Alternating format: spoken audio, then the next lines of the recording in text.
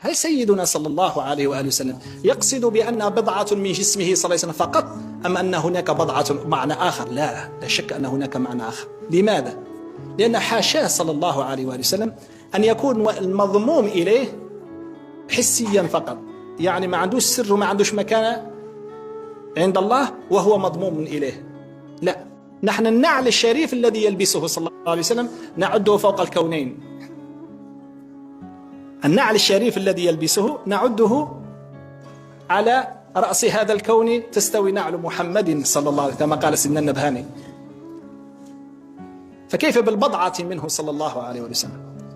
المعنى هذا لعله بدأ يفهم، أي أنها وإن كانت لها روح بني آدم، ولكن ما مستوى تطورها هذه الروح؟ ما مستوى نورانية هذه الروح؟